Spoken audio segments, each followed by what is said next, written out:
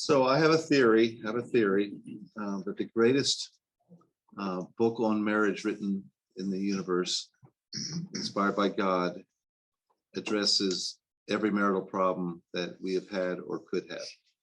That's my, come on in. Hey, Debbie, Bart. We might have another couple coming, so Alan will bring chairs in if we need them. Yeah, we're good right now. So, but Michael might come with his wife. They thought they might. So I was just sharing. I think my theory is that this book of Song of Solomon addresses every issue that is addressed in the life of a couple. So whether you're married or not, I'll make this hopefully broad and generic and helpful to everyone. But now that we have the women in the class, a rare treat, I thought it'd be good to ask the women, and they've never had problems with their marriages, which is amazing. They're all perfect men that they married. But they might have watched, a Hallmark movie or read a book about people who did have marriage issues. And so I am curious from the ladies, what challenges women face in marriage with men, not your marriage, of course. I'm not asking for that. Asking for a friend. Yeah, asking for a friend. Yes, thank you. Speaking for a friend that you know. Is there anything that a couple's face that are challenging? And we're going to take a few. Maybe let's just take 3 to start, and we'll just see if Song of Solomon gives us any direction on it or not. This is my theory that it does. You will prove me right or wrong, at least a little bit, or in either direction.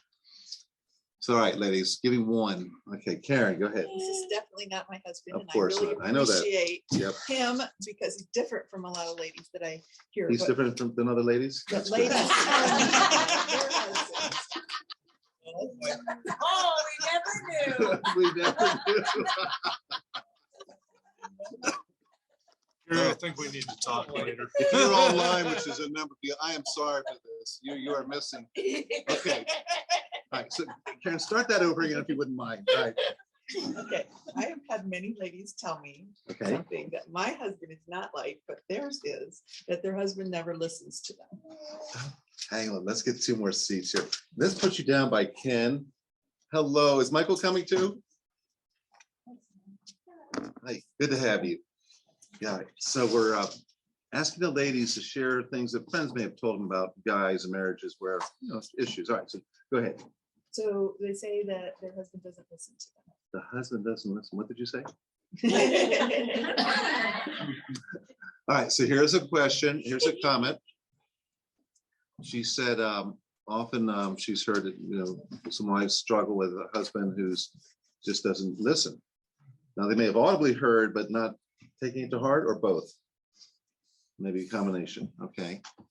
All right, let's see if we can address that one in a moment. Maybe a second issue. This is just from the ladies. Problems in marriage that ladies say, boy, I wish Pastor would talk to the men about this in dynamic class. I have a girlfriend, and boy, she would love Pastor to address this to the dynamic men change class. Understanding how the Lord wired you guys' brains. Okay. Opposed to our brain. Okay, that's good. All right, some wiring issues, electrical problems. Okay. All right. Maybe a third issue. Pastor? Yes. Pastor, this is Nancy. I didn't hear the last comment. Carol Crane said she had heard that in marriage, sometimes there's wiring problems. Like where what? the man does not understand how the woman is wired. Oh. Maybe the man doesn't understand how she's wired, or vice versa. Both. Both, okay. All right. And I've heard too. What did you hear? I have heard that when you ask a man his opinion, he just says, well, honey, just whatever you want, whatever, you don't Right. get. So she has heard that when a man is asked a question from the wife about something, he says, just whatever. Yeah, whatever you want. He doesn't whatever give you an want. opinion. He doesn't give an opinion. He just Doesn't give an opinion. Yeah. Boy, that's terrible. Okay. All right, well, we'll start with these 3. Woo-wee. So the first one is the man does not listen. Okay. So Song of Solomon, you have 117 verses. The two main characters are Solomon and Shulamite. Solomon means shalom. That's what is the masculine form of peace. Shalom, Solomon. And the Shulamite is the feminine form of the same word. So it's pretty neat. They both mean peace. So they're the main characters. After that, you have the daughters of Jerusalem. You have the brothers of Shulamite. And you have the narrator. And you have the officers, captains, chiefs, police, people in the city. So that's your players. So who do you think speaks the most in the book of all those characters? Solomon, Shulamite, Shulamite's brothers, the daughters of Jerusalem, the narrator. So you think she speaks more? You do? Okay, so I won't survey, but that's exactly right. So significantly more. So when a lady says, I hear guys don't listen, often the ladies are speaking more. They're hoping for their husband to respond. They're looking for more interaction, more communication. But if there's a little mismatch in communication where you're talking more and he's maybe not talking as much or he's not listening as much, this book kind of gives you that ratio. So if I can encourage you, it's not an uncommon problem. Not an uncommon problem. So as you work through this book of 8 chapters, are there any passages where it appears he does not listen? And so we'll pick out a passage here where it's very clear he's not listening. So in chapter 2,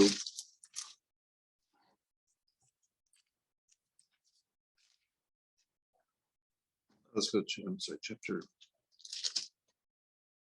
chapter 1. Chapter 1, verse 7. So the topic is communication. It begins with tell me. She's speaking. Tell me, O thou whom my soul loveth, where thou feedest, where thou makest thy flock to rest at noon. For why should I be as one that turns aside by the flocks of thy companions? So what you have here is the Shulamite's desire to spend time with her husband, or future husband in this case. She wants to know what he's doing, what kind of work he has commitment to, what's the schedule for lunch, where will you be at lunch, rest at noon. And then she communicates this as respectfully as she can. She calls him whom my soul loveth, so she's making clear, I love you, honey, but you're really frustrating me. Because she says, for why should I be as one that turns aside by the flocks of thy companions? So what she's saying here is, I'm trying to talk to you and you're not listening. I'm trying to talk to you and I'm not getting information. I'm trying to talk to you and we're not connecting. And she says, I don't know why you're not. And it looks like I'm gonna have to go to great effort to get your attention. And she's making comparison here to the harlots in their day who would get dressed up in a certain attire and go to great efforts to draw attention to themselves. And those women would go out into the workplace, into the fields where the working men would be, and try to allure them. And so they went to a lot of effort in their dress and makeup. They went into a lot of effort to get out into those fields and to get the attention of the guys. And so she's basically saying, why do I have to go to such a, do I have to go to great extremes to get your attention? Do I have to hit you over the head with a frying pan? Do I have to say I'm going to divorce you? Do I have to get in the truck and spin my tires down the road? Do I have to say I'm going home to mom? What's it going to take to get your attention? So you're going to see here's Solomon, the wisest man that ever walked on the earth outside of Christ, and he's not connecting. He's not connecting. So again, I'm saying this is a common problem. So the question you're all asking, okay, that's just fine. We get it, but what's the solution? What's the solution? And what she does here is respectfully ask for information for him to respond, to communicate. And she's expressing at this point in the discussion her frustration. And she's not, I don't think, screaming, yelling yet, but she's really struggling. And so the wise man's going to respond. And sometimes it's not exactly how the wife would want it. So look at his response to her question, where are you going to be tomorrow at noon? I want to be with you, is the implication. And he says, if thou know not, O thou fairest among women, go thy way forth by the footsteps of the flock and feed thy kids beside the shepherd's tents. So here, he says, look, if you don't know my schedule and you don't know what's, some of these details, I'm going to give you some direction. And notice his response to her. He's not angry at her. He's not frustrated with her. He's not going to rebuke her or confront her for just a normal desire to be with him and to communicate it. So he's respectful where he says, "O thou fairest among women." So in both their addresses each other, she says, "O thou whom my soul loveth." He says, "O thou fairest among women." They're trying to be humane, civil. They're trying to be respectful. They're trying to not let things escalate into really stupid talk. And he is saying here, look, in essence, I'm the king. I'm swamped. I'm building a temple. I'm building a kingdom. I'm building a navy. I'm building just all the infrastructure that my dad could never do when he was fighting. He handed me this kingdom, but we now need to build it. And I got a lot of things going on. I'm going to do my very best to spend time with you. And I assure you, I love you. And I'm going to give you direction here to make sure you're provided for and protected. And that's what he's basically saying. He's giving her direction. He's giving her protection and provision in his communication. So what does that do to you for a woman? Does that satisfy this lack of communication or him apparently not really listening? It doesn't sound like he's listening. He didn't say, tomorrow at noon, I'll be in field 101 with the rye or the wheat field, and I'll meet you at the corner of where the two roads meet, right? He doesn't seem to answer the question directly. So is this satisfactory to you if your husband, you ask him a direct question, where will you be tomorrow at noon? I really want to be with you. And he gives you this, here's the pathway to where the shepherd's tents are. How's that resonate? I'm just curious. Is that doing a lot for you? I'm just curious. Well, it was very nice that he took the time to talk to her and reassure her of his love. And maybe that's what she needed the most in the beginning, was not necessarily to be with him, but to know that she was important. I think that's huge, what Karen just said, huge. Because a woman, sometimes we want to engineer the issue and miss the whole heart. And she just wants to be valued. She wants to know that he really loves her and that, he's not in an affair of his kingdom where work is more important. So that's certainly a very, very important point. And I know if my wife and others, just did my observation days, when you care for them, you really love them. You are listening, that they do matter. So that kind of comes through with the way he addresses her. Okay, what else?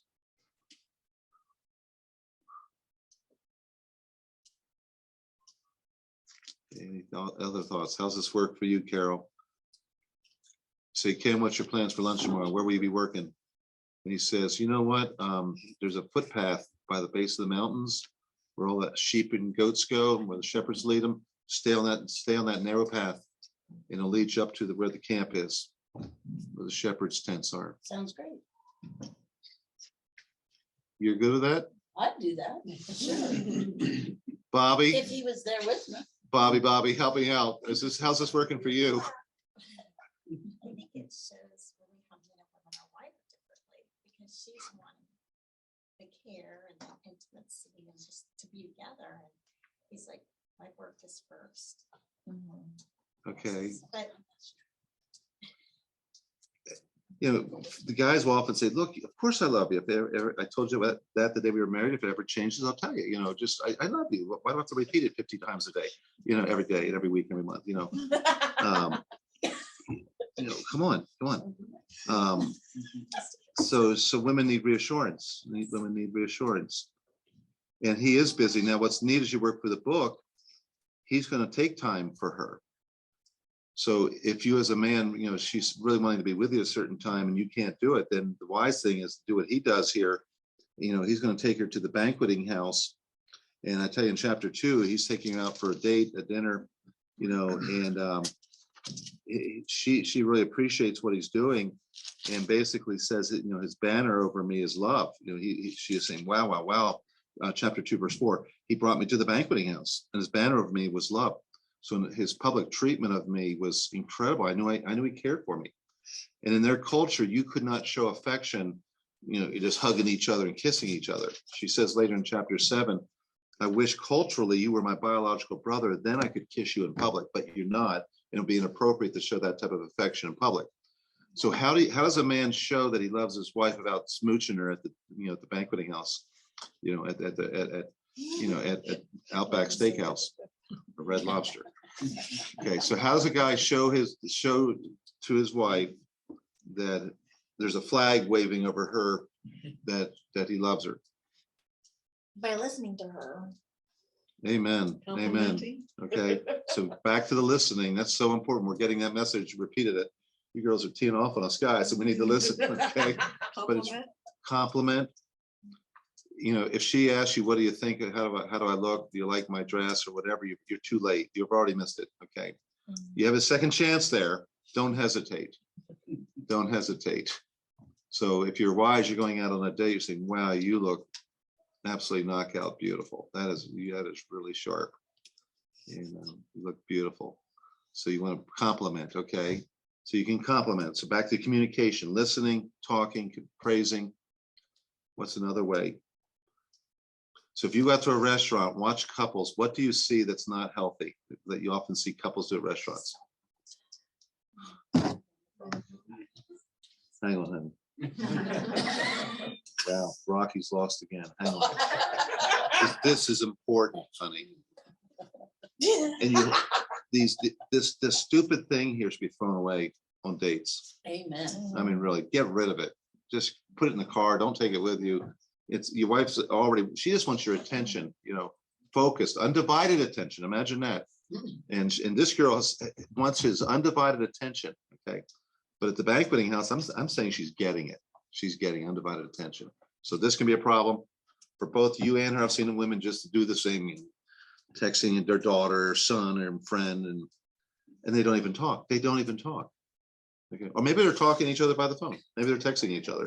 And that's what I'm gonna judge everyone, but maybe they are. All right, so that's one way. Just give undivided attention. What else can a guy do at the dinner table? And what do you see that's like, wow, really? Look at that couple. I used to be a waiter with my wife when we were in college. I was in seminary, and there'd be guys that come in. They wouldn't talk they wouldn't have a phone, but they wouldn't talk the whole time. They don't say a word to each other. And he always orders for himself. The selfish, guy comes in. It's all about his belly and his food, and he doesn't hold the chair for her. He doesn't make sure she has the menu. He doesn't ask her, what would you like tonight? What can I'll order for you. No, he's just all about himself.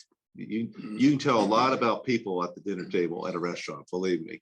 Every pastor should be a waiter for at least 6 months. You learn human nature really quick.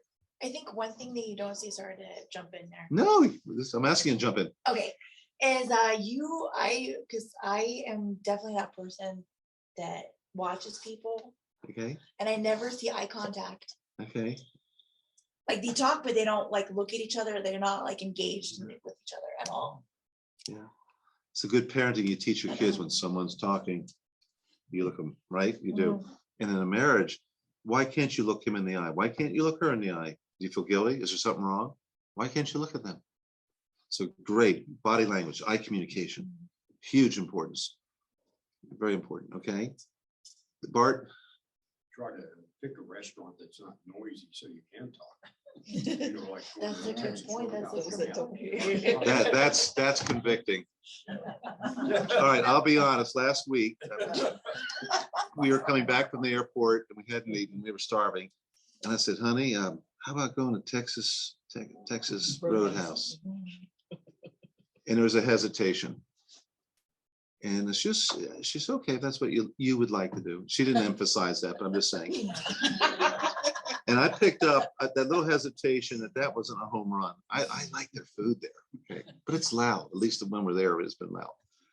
So I'm a little dense, but maybe after about 10 minutes driving on Tower Road heading towards the destination, I said, "Honey, what if we went to Cheddar's instead?"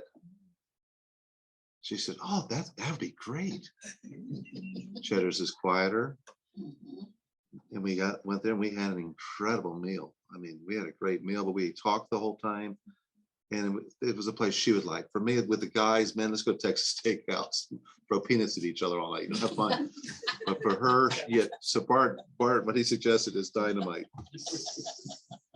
Now, what if you're the guy and you ask your wife, this goes back to Nancy's question, honey, this is the wife speaking, or the guy saying, would you like to go out to dinner tonight? Yes. And he says to her, where would you like to go? And she basically throws it back to him, where you pick the place, whatever, okay. No direction, passive. The guy can't give any direction or answers, no decisions made. That's really frustrating. Even before you get out of the gate, it's frustrating that the guy doesn't take lead. So knowing the restaurant she might like, a place where you actually can talk. Okay, what else would you say at restaurants? His banking, he took me to the banqueting house, and his banner over me was love. So sometimes that not knowing where you want to go is reciprocal. You don't know it. And so you just try to, well, you choose. You choose. Well, I learned to give 3 options. And that's much easier than where. All right, so let's hear 3 options. So Gary says to you, hey, let's go out this Friday night. And where would you like to go? Do you want to go to Taco Bell? Do you want to go to Carrabba's, or do you want to go to Red Lobster? Pretty simple. All right. There's different types of food. There's different status. Spectrums, yeah. Now, I'll tell you, I've been to the prices at Red Lobster, and I've been to the prices at Carrabba's. We've never done Taco Bell. You need to do Taco Bell. Yeah. We were with a guy today that used to work for the phone company. He worked for Western Bell. Was it Western Bell? Western Electric. Yeah, Western Electric. Mountain Bell. He worked for Mountain Bell, but before that, he worked in California, which was Pacific Bell. Yeah. And Keith Tudor was with us, and he said, you know what they call that in what it was called in Mexico? He said it was called Taco Bell. That's Keith Tudor, who's not normally funny. I thought that was great. All right. So anything else you'd like to say on the restaurant? So as you work for the Book of Song of Solomon, back to Carol's question about men being wired differently, as you read through these 8 chapters, she's telling the man how she is wired. So you read through this book, and it's probably similar to how you're wired as a woman. Some similarities, not completely. Each person's different, unique. And also you learn about Solomon and how he is wired, and it's different than her. Now, as you work for this book, you find them coming to a lot of common points together. They're learning, they're coming to this being of the same mind. There's a lot of unity, or a lot of unison, and that's stressing the theme of union. They are one as a couple, and they're learning each other, so they understand each other. And it's neat in marriage. You don't have to agree. Often you think, man, we have to agree on everything. No, you may not agree, but you can at least understand each other's views and position, be respectful. So there's times Elisa will not come to a complete agreement on whatever the topic is, but at least I know her position and she knows mine. We can communicate that respectfully and allow some time to let that sink in what the person's thinking, and for us to kind of meditate on it and adjust from Texas Roadhouse to Cheddar's if it needs to be adjusted. So there's no question, men and women. Barb Okamoto in Trusting Hearts did a study about 3 years ago. It was during maybe just before COVID or right at the beginning of it. And some of you ladies might have been in that class, and she talked about physiologically how the woman's mind is different physiologically than the man's. I know Karen was there. Karen, were you for that one? Yes. So it was during COVID. I was at home. Okay, it was dynamite. And I listened to it, and I said to Lisa, I probably should play that for the church, or have Barb from a medical viewpoint share that, just the physiological differences. It really helps. And Elisa came back and said, well, after that, I understand you better. Okay. And just because of how the equipment works, and really, really good. So the responsibilities on both to understand each other, try to understand how they're wired.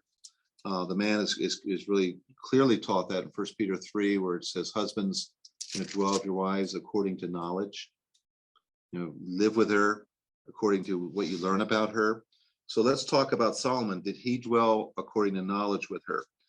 So he meets her. She's from Lebanon. So Lebanon's to the north of Israel, very northern fringe. It's in the mountains. A lot of forests, cedar, fir, a lot of trees. In fact, when the temple was built by Solomon, he's communicating with Hiram and others, and he's buying the wood up in Lebanon. And they're cutting trees down left and right, and they're taking them to the Mediterranean Sea, and then they float them down to the seaport Joppa or whatever, and bring them in Caesarea, that area, Joppa, Caesarea, and bring those logs up into the city and build the temple. So that's where she's from. Solomon is a city guy. He's a city guy. Okay. She's a country girl. So that's a big difference right there. That's a big, big difference. So she's talking about him and anticipating their marriage and their house. And in verse 16 of chapter 1, she says, behold, thou art fair. And the fair there's masculine. So she's speaking of him. You're fair, you're beautiful, you're handsome is the idea. My beloved, yea, pleasant, you're sweet, you're lovely. Also, our bed is green, verdant green. The beams of our house are cedar, and our rafters of fir. Hey, Hezekiah. So help me out here. What is she communicating there beyond just architectural designs? Things from home. Yeah, these are materials that she's quite familiar with. If you've ever been around the cedar tree and these type of firs that she's describing, they are very aromatic. I mean, distinct, beautiful smell. And you don't have that fresh tree smell down in Jerusalem. I guarantee you that. So what he's doing, he's taken her, 80 miles or so from home, but the type of house he's building here, the way it's constructed, the materials are using materials from her backyard. And in essence, he's trying to make her feel at home, And that's really smart. That's really smart. And when he plans trips and vacations, he's going to go back to her home. In chapter 8, it's very important to go back to where she grew up and spend time in that area. And so he's extremely sensitive. As you work for this book, he really is learning her. He's in tune with her. Chapter 1 especially, I mean, she's pretty insecure. There's no question. As she's hoping for marriage. Marriage doesn't take place to chapter 4. And you see in chapter 3, she has this dream sequence in chapter 3. By the night of my bed, verse 1, I sought him and my soul loveth. I sought him, but I found him not. She's fearful of losing him. She's afraid the marriage isn't going to work out, that things are going to fall apart in the last hour.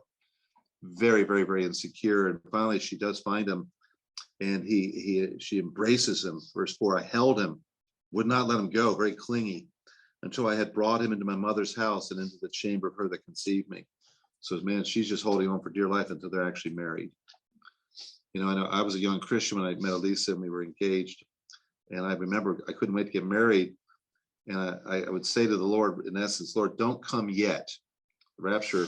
I want to get married first, and maybe after that, whenever down the road a little bit, please come then, So, but what we have here is this guy is in tune with everything he does for her.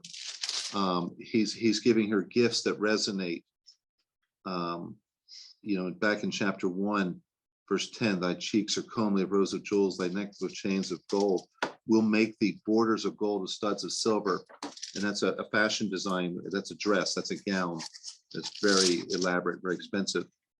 And he's getting her the jewelry that fits. That's just perfect accessories. He has a budget probably a little larger than all of ours as a king, but he's dialing in with fashion and clothes. He's just in tune. This guy's in tune.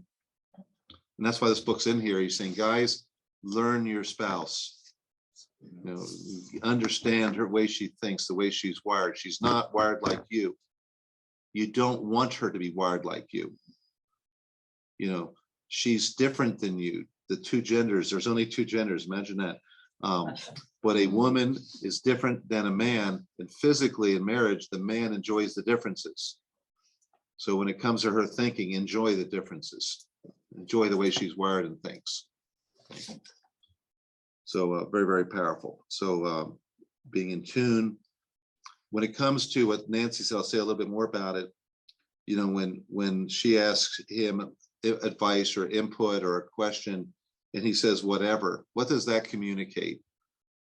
And this is not her husband, Larry would never do this, but what's that communicate when the guy is asked a serious question by the wife and he says, whatever, whatever. Well, what's being communicated with that answer? But he doesn't really care. Not too much, whatever. If he cared, what would he do? Whatever you like, I'd go along with that. Yeah, what would you like, honey? You know, you've asked the question. You're obviously thinking on this topic. Tell me some of your thoughts. What would you like? What are some things that you're thinking on? Help me out here so I can understand, where you're going with this and how I can, respond properly. So coming back with more questions, trying to understand what she's asking, really. And in the garden, when Adam and Eve dropped the ball and failed, he was being passive. He was being passive. And she's being very proactive, and he just sits back and lets her do some things. He's just passive.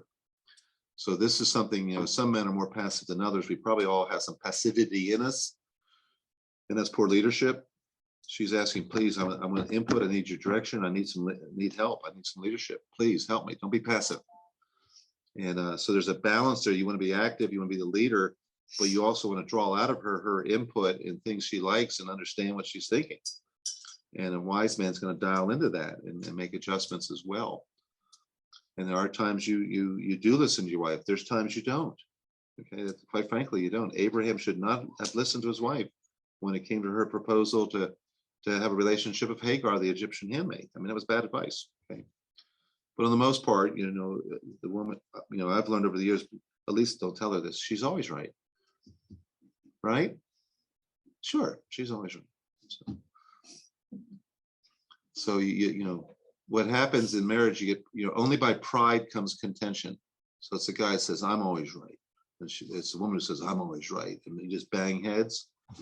That doesn't go too far in building a marriage that glorifies God. That's a disaster. Humility, esteeming the other more than yourself, esteeming their opinion more than yours. Hey, tell me your thoughts. What's your opinion on this? What do you think? It was hysterical. Bill jumps up, daughter. I got a text yesterday. Hey, we've been thinking a lot about you. Oh, that's nice. How? Well, in which way? Oh, we have a dog, and we have a great day, and we can't take it to Texas with us. So we were thinking of you. Your name's come up quite a bit. Would you like this dog? So I'm saying I kind of like a big Great Dane again. What? Show me pictures. And I'm asking Elisa. Dick was with me. I was thinking, hey, what do you think about this dog? Pretty quick. It was pretty quick. No. I asked Dick Post, would you like the dog? It was a pretty quick no.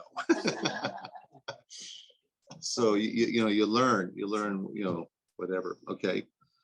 So these were great questions. Let's go round two now. What else would you like the pastor to address the men and dynamic change issues? Give me the next series of questions. This is your chance, ladies. What are some other problems in marriage? Not yours, but other marriages you've observed, read about. What about having the same parenting? Huge. Okay, same parenting skills. Okay. Awesome. Or like different parenting ways. And like a mom says no, but dad says yes, type thing. And then the kids really. And the kids are masters at building that wedge in between mom and dad. And they know what dad will say, what mom will say, and they'll play each one for everything they can get. Why are you laughing, Hezekiah? It's true. It is true. It is. I was. Yeah, we all were good at it, probably. Okay, let's address that. If it's in there, my theory is this addresses everything. Okay, that's one. Another one, second question, round two. Help me out. Another problem in marriage is that, ladies, boy, I wish someone would tell my husband this, or this guy's husband, your friend's husband. You haven't said it. Well, money is always a problem. You know what I mean? How we spend How we spend time and money. Right, time and money, childbearing money. Okay, wow. Okay, another question, round two. Well, I'm not married, but You've observed, you're a people watcher, you said, so go ahead, hit it. well, I mean, I've been in relationships, but I'm just like, I guess my question is just like, why? Like, what is your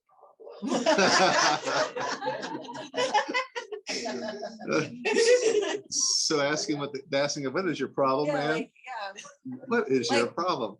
why? Basically, why is really. Because it's there. Yeah. Why? Wow, look, that's back to the wiring question. What do you, why? Like, where did that come from? What are you thinking? Okay, that's a great question. All right, so let's talk about these for a moment. So when it comes to parenting, obviously David had multiple kids, named and unnamed. And what kind of parent would you say David was? Because Solomon's going to learn both the good and the bad from his dad. So what kind of parent was David, this man after God's own heart? What kind of parent was he? Was he a parent? Did he just make babies? No, it's a very valid question and observation. He was a polygamist. So he has children with multiple wives. What a disaster. And they raise them. And those wives or those concubines or those servants or whoever raises them. Raises them. Solomon's gonna Solomon has will eventually at the end of his life will have 700 wives and 300 porcupines, right? That's 1,000 women. 1,000 women under his roof to provide for. Do you really think he knew the name of all 1,000? Let's be honest. No. No way. I can hardly keep track of my. Porcupine 1, 2, and 3. I mean, really, maybe he did have them all down. I Probably doubt didn't it. even recognize them when they walked by. I doubt it. Yeah. So we have some monster problems here. You know, David, what was David's biggest problem with his kids? What did he not do? Say no. Deal with the Tamars, his daughters. Yeah, he did not deal with sin. He did not deal with sin. That should have been dealt with immediately. That led into horrific revenge issues and more murders and more bloodshed. So Tamar, this is with two members of the family, incestuous, a man just lustful after this girl, and eventually manipulates the situation to defile her. And from there, the story gets more just horrible. The whole story. So, Ken, you said something that's significant. He said no. I mean, he never said no. It doesn't look like he was. He is correct. I don't know the text in front of me, but it said that he never really said no. He never caused any resistance, no restraint. You know, a child left to himself brings a mother and a father to shame. Just let the kid grow up and do his own thing, and not say no to the kid. All right. So he had some parental gauffs, big ones. Okay, Solomon too. You know, Rehoboam's going to take the kingdom. Rehoboam is marrying an Ammonitess. I mean, Rehoboam is going to split the whole kingdom. Everything that Solomon built in a lifetime is destroyed. So much of it in just short order. And did Solomon give any instruction on child rearing? Yes, a lot of it. Book of Proverbs. My son, give me your heart. The whole book of Proverbs is instructions, parenting for a son. So he can't claim ignorance on this one. Okay. So he was given immeasurable wisdom on how to rear. The whole book of Proverbs is my son, this is how you are to live. This is the type of man you need to be. And at the end of the book, you have the beautiful acrostic 22 verse poem, chiastic structure as well, talking about the virtuous wife. And so that's how a woman should target. That's what a woman should target, be this kind of woman. But Solomon, in essence, is saying, I want my son to be this kind of man who looks for this kind of woman. Okay, but be the kind of man that this woman needs, vice versa. So there's a lot of parenting instruction, but in many cases, Solomon didn't follow his own instruction. Okay, so now let's talk about being on the same page as parents. Okay, this is a very, very common problem. So Shulamite, we don't know her daddy or her mother. She speaks a lot about her mother. She's very close to her mother. She's called a princess daughter in chapter 7. So she comes from a good line, but she's also seen in chapter 1. She said, look not upon me because I'm black, because the sun looked upon me. My mother's children were angry with me, and they may be the keeper of the vineyards, but my own vineyard have I not kept. Okay. So why is the daughter of a prince out working in the vineyard? Just read into it. Doesn't tell us why, but what could be the reality? What might have happened? Stepdaughter?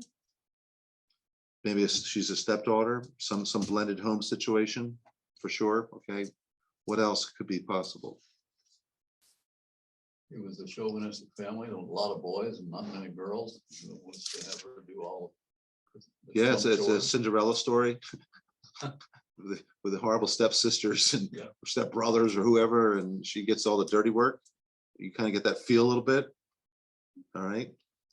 So there's probably another factor. He's probably dead. Okay, the father probably died, and they still were holding on to the ranch, to the vineyards, to the farm, but it was all hands on deck, and it wasn't pretty. It looked like they're scrambling a little bit. And what you have in chapter 8 is the brothers of Shulamite take the role of the father in the home because the father had died, is the implication. And the brothers talk about child rearing in verses 8 and 9. And so here's the brothers, how many? 2 or more, they're speaking. And they say, we have a little sister, and she hath no breasts. What shall we do for our sister in the day when she shall be spoken for? So what is going on here? She has not entered puberty yet. And these 2 brothers, acting as the head of the home, they're extremely concerned about her what? Her moral purity. Because they know that down the road, she's going to be asked for, spoken for, someone's going to want to marry her. And who wouldn't? As you look at the book here, she's beautiful. She's a beautiful woman. And these brothers are saying, we have this sister here, and we're going to teach her certain things as dad would have wanted. And they're going to stress pre-puberty how to keep herself morally pure. So the question is, when do you tell your kids about the birds and the bees?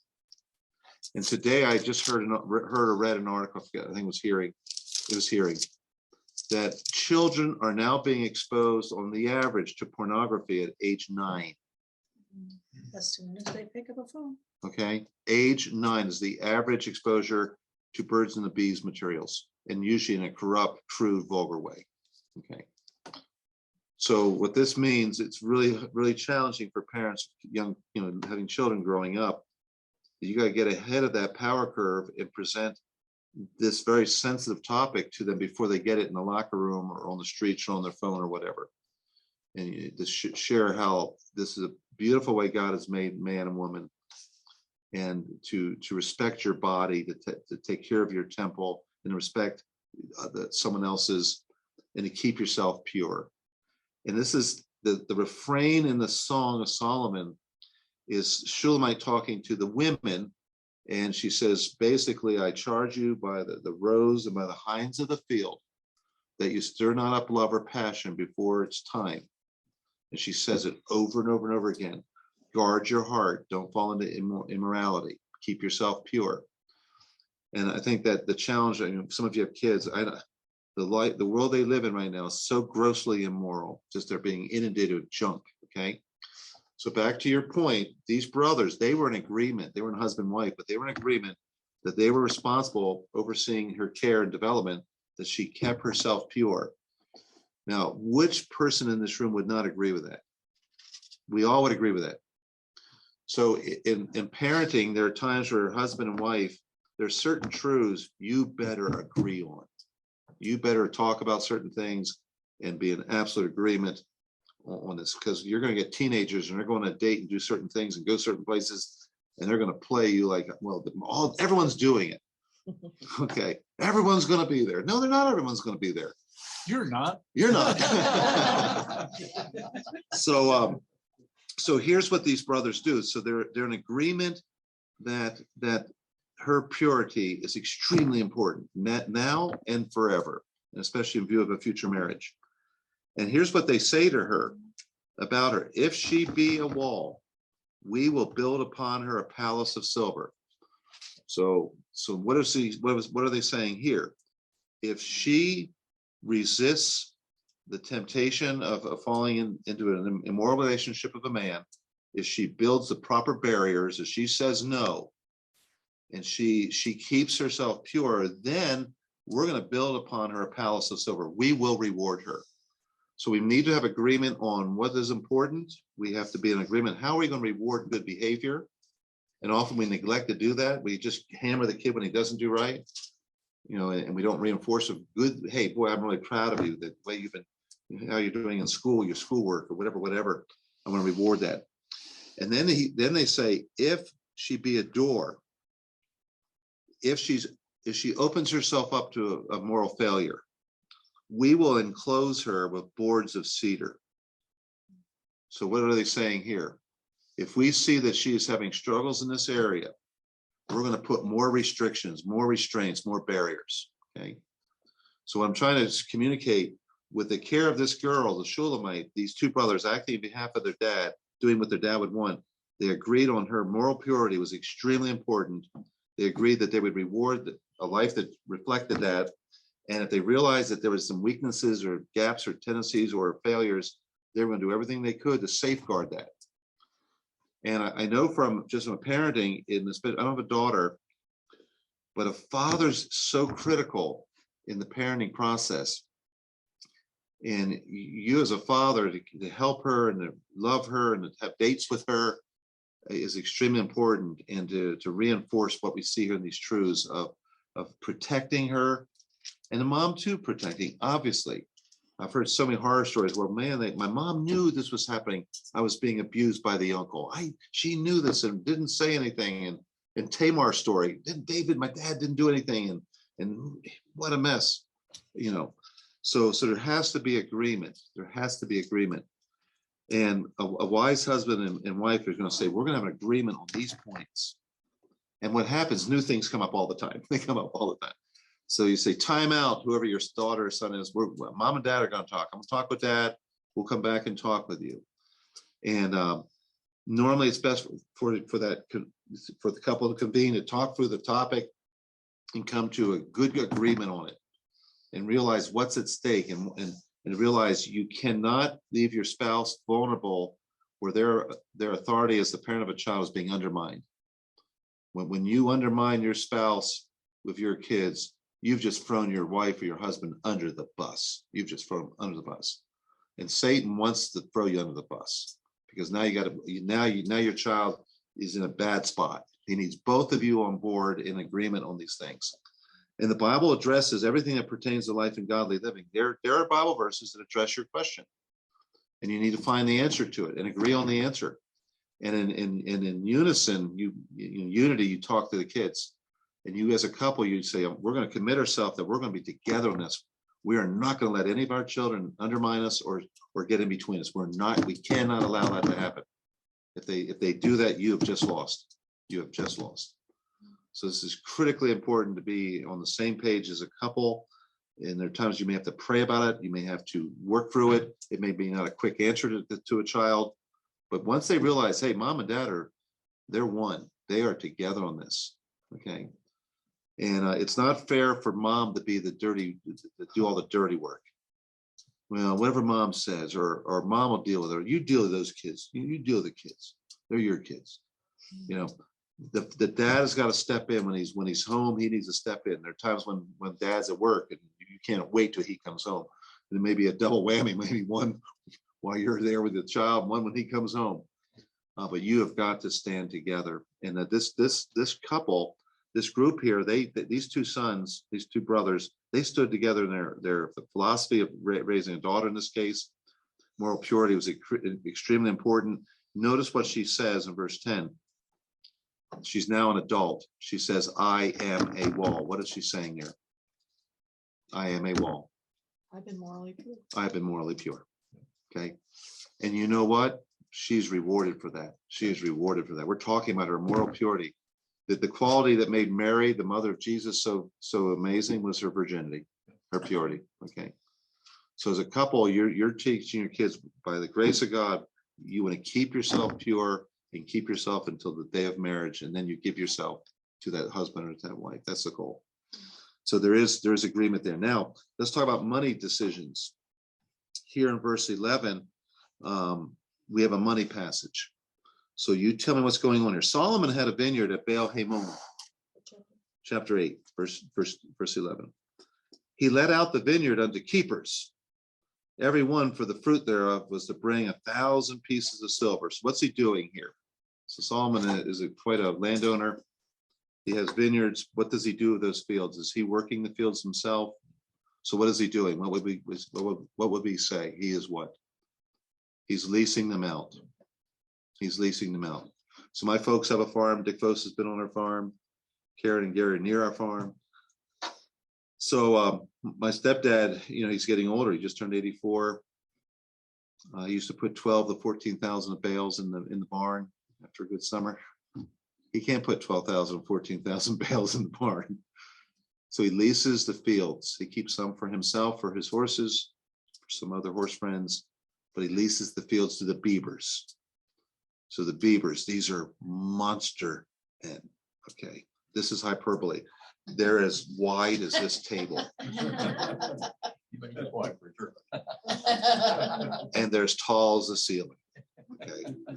You do not, if you own a smorgasbord, all you can eat restaurant, you do not let them in the door. You do not let them in. You say, I'm sorry, you cannot come in, because they will eat you out of house and home. Okay. So they come in. So right now, the rectangular bale in New York, depends on the quality of it, what type of hay it is, goes from $3 to $20. The average really good hay for horses is $15 a bale. The round bales go for $40 to $100, depending on the quality of the round bale. Okay. So they lease out the fields. They may pull off 500 round bales. You can do the math. Okay. Good. So they lease the field out. Solomon's leasing the field. How much is he going to get for his fields? Let's see. What's the price? 1,000 pieces of silver. All right. So 1,000 pieces of silver. Okay. That's Solomon. Now here's what she says about finances. He's a business guy. He's leasing his fields. He's making profit. Looks like some capitalistic ventures. Verse 12, she speaks, my vineyard, which is mine, is before me. So she grew up on a farm, and she also had some land and vineyards. So whose vineyards are there? Who do they belong to? Could it be any clearer? My, mine, me. So whose vineyards were they? Hers. They were hers. She's making it very, very clear that when they got married, this is something she brought into the marriage. And then she says, "O Solomon must have 1,000." What does she say?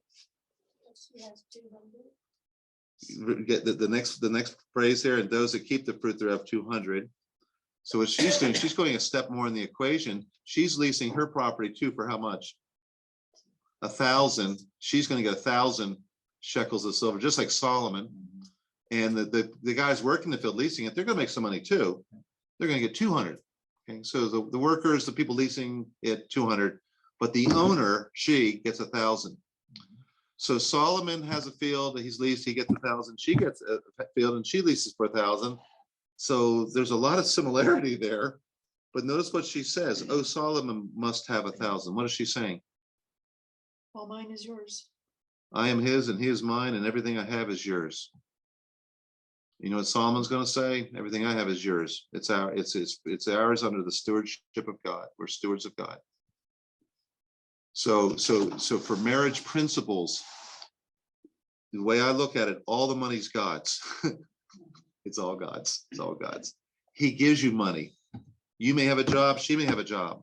It's not wrong for a woman to have a job. Now, if you're having kids, you're marrying kids, I'll be very careful how much you work outside the home, or work in your home out to make your home a place of work.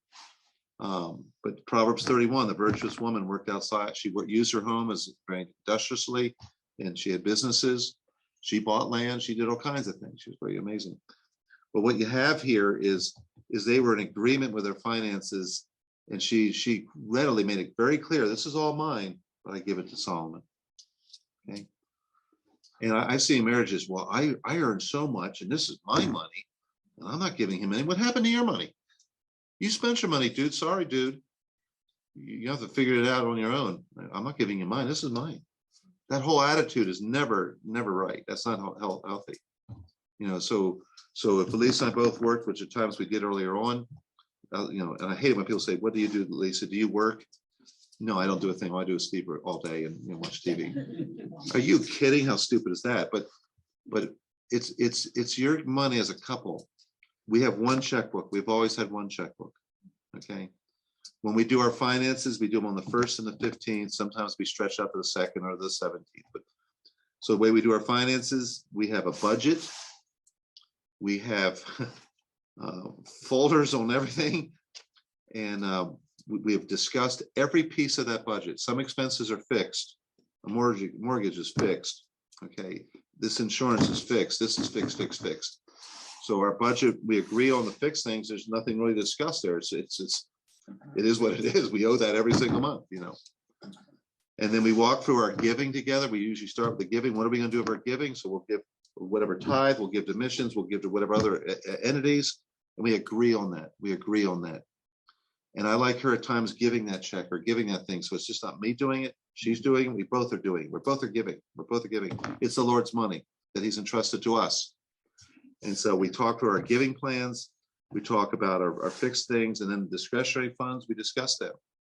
We work for our budget and we agree on decisions. I've only done a couple of things without permission. And I have found that forgiveness is easier than permission. You should say that's wrong, and you're right, it's wrong. I was just thinking about saying amen. Don't Sorry. even, don't even say it. I did two. Now you see why she brought the topic up. And No. I've done it a couple of times. I'm not real proud of it, but I was really happy with the outcome. Temporarily. So the first one was a Great Dane dog. Okay, the first one actually is the second one.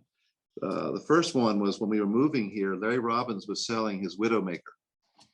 And I hadn't had a motorcycle for, I don't know, 20 years. Yeah, maybe 23 years. So Larry was selling his 750 Honda, the Widowmaker. And he said, hey, Pastor, all the guys, everyone has one. And would you like to buy mine? I give you a deal you can't refuse. And he gave me a really great deal. I said, yeah, Larry. But I said, I don't know if I can talk to Lisa about this right now. I don't know. I don't know how this will fly. So why don't we just do this? Yes, I'll buy it and just leave it in the garage when we arrive. So when we pulled in, it was sitting in the garage. Okay. And Lisa was so tired and she was so excited about her new house, and there's just so many things going on. I slipped it in. It's like the Democrats when they do these bills. They slip in all the pork, you know what I mean? So I was a Democrat. And if you're a Democrat, I'm not trying to offend you. You can laugh with me. I'm not real fond of Republicans either most of the time. So anyway, and then the other one was we were visiting Andy Broadworth, and his wife was telling Elisa while she was preparing for dinner about this horrible dog. This dog. It's a Great Dane, and we have all these little kids, and it has a tail of death, and it's just wiping out our kids, and just this horrible dog. And so Elisa, was okay. She was being understanding, listening. And then after dinner, the door was open, and the big dog Gus came into the house, made a beeline to me, right across the door of the whole room, and jumped up in my lap. This is, it became a 182-pound dog. Jumps up in my lap. Wasn't 182, then maybe 140. Jumped up in my lap and just licking me, and we were just bonded, man. We're bonding. And Elisa said, yeah, I see your problem. This is a monster dog. So the next day, Andy texts or calls his preacher up. Danielle said, we need to get rid of the dog. And to 12 herd according to knowledge, I need to get rid of the dog. Okay. Would you like the dog? Well, that dog had already been kicked around the block a little bit. That dog lived next door to the church for the Landrys, but dug up her whole backyard. Okay. And that was it. She got rid of this $1 million dog who had gone to dog school twice.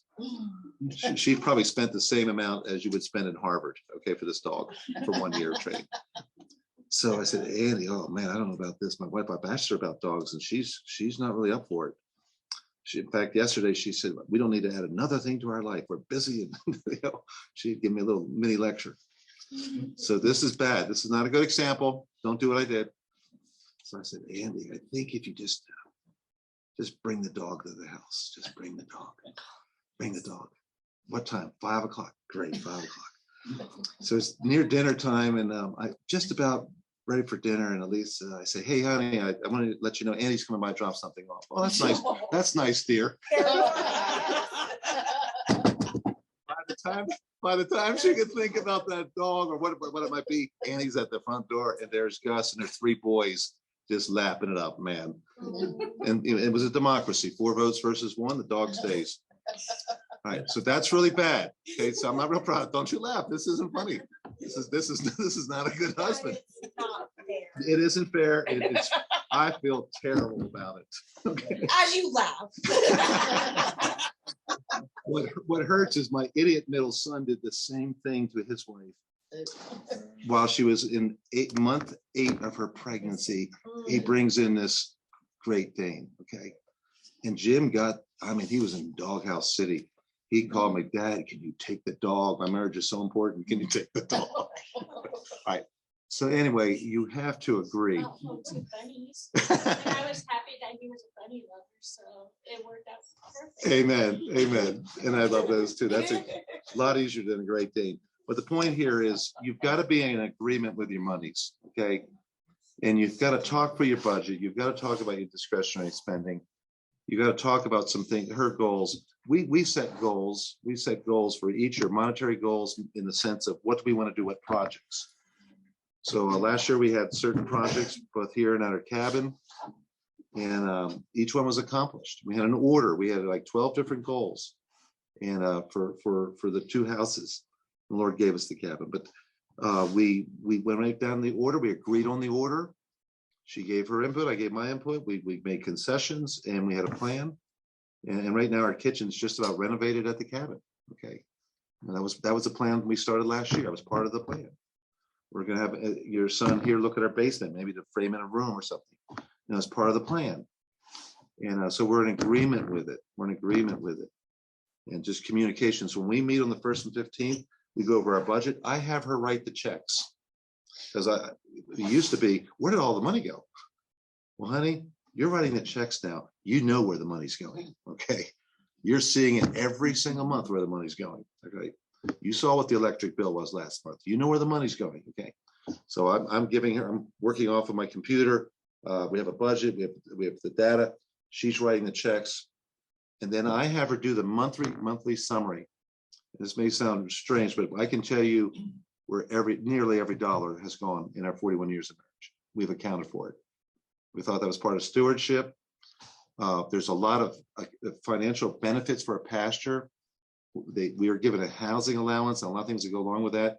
But if you properly track those expenses, you don't pay taxes on that income that was given for what is called a housing allowance. And so it's a huge benefit. It may be taken away in the future, but we can justify our housing allowance. Here's the data that supports it. And it really helps. We can, if we sell a house, I can tell you, here's the average electric cost for the last 7 years of this house to the new buyer. We can see how much we gave to our 3 kids and to see, okay, we've been giving Jim a little bit more than John, or John a little bit more than Ben.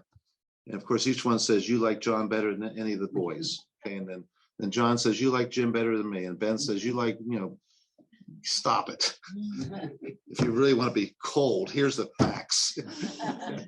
At Christmas, we were pretty close almost to the dollar with each of you turkeys, Yeah, so we're fair. We're fair is the point. We try to be fair. So finance is extremely important to be in agreement and to talk through. So where we might have had tension in the past, we rarely have any financial tensions because we're working together. We're talking it through. If there's something we have need of, we don't have it, we're going to pray about it. We're going to pray about it and see if God will provide it. And it's been really exciting to see the provision of God, And we rejoice over that. And we're praying for our kids, for provision for them and their jobs and work and whatever. So you've got to be on the same page financially. And that takes work. What I've said there, that does take work. But once you get a system going, it saves you time. Because how many hours do you fight over money? The number one topic for fights usually is money. Okay. It's the root of all kinds of evil. It's the root of most marriage problems. Okay. So this is talking about some money issues. They were on the same page. And they had an understanding about the wealth. This is all Solomon's, my spouse, mine. So it's really a very powerful statement. And she was still making some money. They were doing well. Okay. What was the third question? You're talking about being in agreement. Discipline of kids. Why? Yeah. The why question. Oh, boy. Ah. I have a theory that this book addresses every single issue. So, the why. Do we have any why questions? Yeah. From her viewpoint, why? Verse 9, chapter, book 5. So 5:9. You want to read it? Go ahead, you read it. What is thy beloved more than another beloved? O thou fairest among women, what is thy beloved more than another beloved? That thou dost so charge them. Okay, let's take that. I think you answered my question. Ooh, I was getting nervous. All right, so thank you. So what we have here,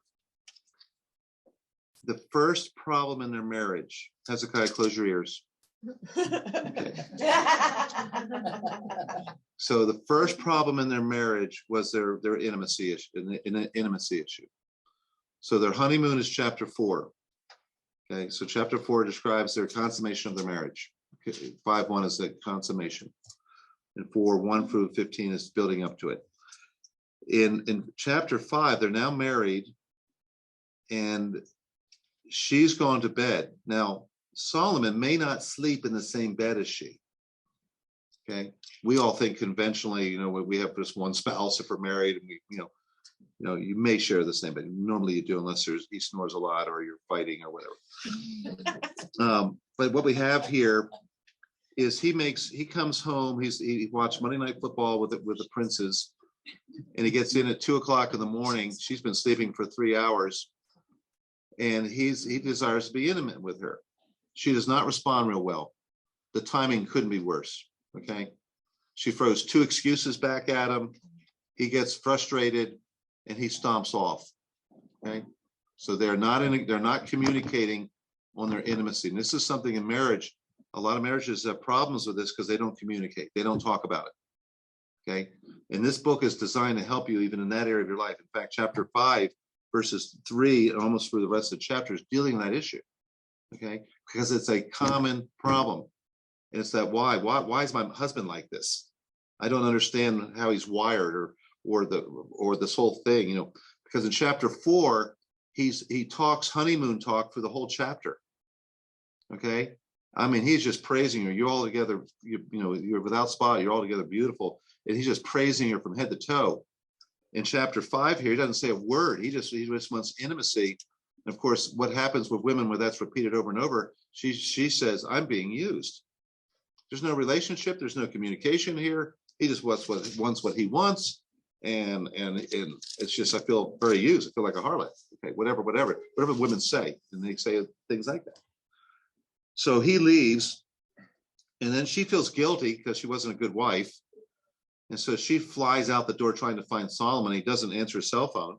It tells you that, verse 6. I called him, but he gave me no answer. That's a cell phone. He didn't answer his cell phone, so that's not good. So she goes out. Really, you saw it. It's right there, staring at you. So she goes running after him, and the worst thing could ever happen, who would you not want to run into? She runs into the daughters of Jerusalem, the girls who just have put her in a fishbowl or judging her unmercifully throughout the whole book up to this point, and she runs into these catty women, and they ask the question, why? Okay, why does he do this, and what's he like, and you want us to help find him? Why? Why is he doing this? Why do you want me to do that? And I'd say this, to answer the why question, this attitude should be adopted. Verses 10 through 16. They ask her, the daughters, tell us about your beloved. You want us to help find the king? Tell us. This is beautiful because we're the bride of Christ. We should be telling people the beauty of Jesus, and they should be attracted to Jesus. There's some really great Christological messages here if we want. But she then describes him, my beloved is white and ruddy, handsome. He's the chiefest among 10,000. His head is as the most fine gold. She could have said he's a blockhead, but he's a thick-headed pig. but instead his head is his most fine gold. That's refined gold. She's respectful of his headship and his beauty and his value. His locks are bushy. That means he has hair, and his hair is black as a raven. He's a young man. He's still in his prime of adulthood. His eyes are as the eyes of doves. They're peaceful. They're gentle eyes by the rivers of waters. They're washed with milk. They're not bloodshot with Ram McNally mess. They're fitly set. One eye doesn't look to the left and one eye doesn't look behind his head. I mean, both eyes are looking the same direction. Both headlights are looking down the road properly. His cheeks are as a bed of spices. I mean, you think that's funny? I think that's funny too. It is hilarious. I need to write these down. His cheeks are as a bed of spices. There's color, sweet flowers. His lips like lilies, dropping sweet smelling myrrh. She wants to kiss him. The book started that way with her desire to kiss him. His hands are as gold rings set with the beryl. His belly, this is convicting, is as bright ivory. Okay, ivory is, man, this guy is ripped. This is a six pack. This is a slab. I mean, I say jokingly, there's rock under my mud. There's rock under the mud. This guy's just got rock. There is no mud. And then verse 15, his legs. This guy's powerful. This guy has great standing. His legs are as pillars of marble, set upon sockets of fine gold. His countenance is as Lebanon, excellent as the cedar. So she feels at home with him, just like he made a place for her. Wow. But this is what I really like. And this is where guys, when the woman is asking the why question, you've got to win her heart and love her and dwell her properly. Look at how she concludes this description to these girls.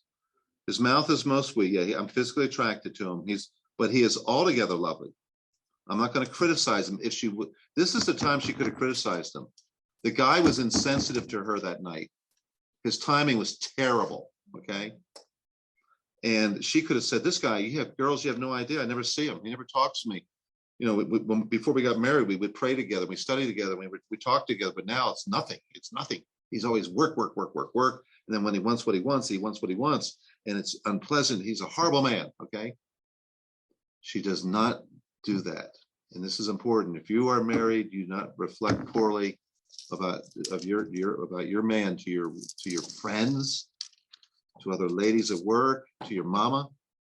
You don't do that. Now you may need counsel, need some help in your marriage, and things can be addressed properly, but be very careful to reflect as well as you can.